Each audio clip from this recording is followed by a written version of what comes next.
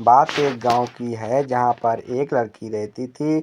उसका पढ़ाई करने में मन भी लगता था। वे दो बहनें और एक उन दोनों बहनों से छोटा उनका एक भाई था, लेकिन उनके माता पिता को तो बस एक ही डर हमेशा लगा रहता था कि कल कदे कोई थारी लड़की के साथ कुछ गलत ना हो जाए। इसी डर के कारण उसके माता पिता और उसकी बुआ ने मिलकर जल्दी जल्दी में उस लड़की की शादी कर दी। जिस लड़के के साथ उसकी शादी हुई वह उससे 10 साल बड़ा था और उसे उसके बारे में काफ़ी कुछ बताया गया था कि उसके पास तो काफ़ी पैसे हैं, तू शादी के बाद मौज करेगी। अब शादी के बाद जो सभी लड़कियों के साथ होता है ऐसा ही उस लड़की के भी सोचा था कि मेरे साथ भी ऐसा ही होगा। पर जैसे ही वह अपने ससुराल गई वहाँ पर उसने पाया कि उसके ससुर की तो शादी से पहले ही मौत हो चुकी थी। अब केवल उसके घर में उसकी सास और उसका पति रहते थे।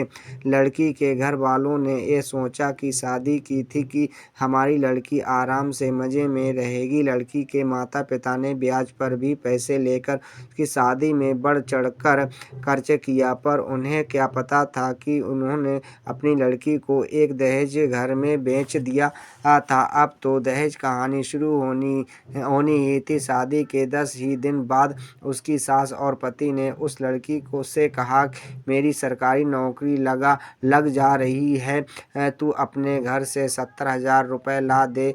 तो वह अगले दिन अपने घर आई तो उसने यह बात अपनी माँ को बताई। तब धीरे से उसकी माँ ने यही बात उसके पिता को भी बताई। उसके पिता ने सोचा कोई बात नहीं है, अपनी बेटी से तो देने हैं। उसके पिता ने कहा कि बेटी ले जा, कोई बात नहीं है। अब पैसे लड़के के घर पहुंचने पर कुछ दिन तो वे सभी प्यार से रहने लगे। जैसे ही पैसे खत्म हुए तभी उन्होंने अपना गिरगिट की तरह फिर से रूप बदलना शुरू किया। अब की बार तो उसकी हद ही हो गई कि वे सभी उसे गंदी गाली बदचलन कहने लगे। उसको घर से बाहर तक नहीं जाने देते। तभी तीन ही महीने हुए थे उसकी शादी तो और तभी उसकी सास भी चल बसी।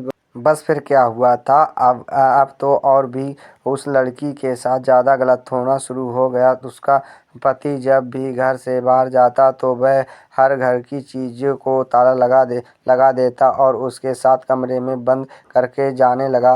वह जब भी कुछ बात करती तो तभी उसकी पिटाई भी कर देता था, जिसके कारण वह डरती नहीं बोलती थी और ना ही उससे कभी फ़ोन मिलता कि वह अपने घर वालों से तो बात कर ले। जब भी वह कहती तो उसे यही बात सुनने को मिलती थी कि फ़ोन में पैसे नहीं हैं।